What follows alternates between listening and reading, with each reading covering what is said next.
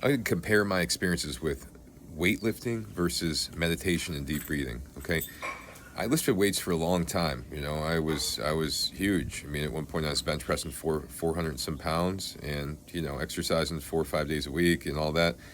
The reality about that was I thought that was healthy, but really it wasn't, because what I was doing is constantly trying to modify my physical appearance, and that was stuck in insecurity and belief that I wasn't already good enough, that I needed to be a better version of myself. I had to have bigger biceps, I had to be more ripped, I had to be, just bigger in general to be like a man, or to be like, adequate in my own mind. And that was just, it was an illusion.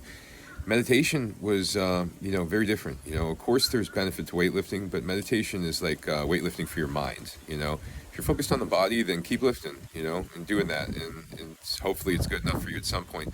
But I had to kind of let go of that, because I had a lot of self-criticism in my mind. It was always not good enough, not good enough, and that was just another way for me to criticize myself and make me believe that I wasn't already good enough. So once I started going to deep breathing and meditation, things changed dramatically in my life. I mean, my PTSD got under control. My reactions to stressors in my life got under control. I didn't have to prioritize my appearance as something to really, define my identity. Started to be okay in my own thoughts, in my own body. I didn't feel threatened by all my own thoughts anymore. So, the reality was meditation, deep breathing, specifically slow deep breathing, was absolutely the biggest help of all.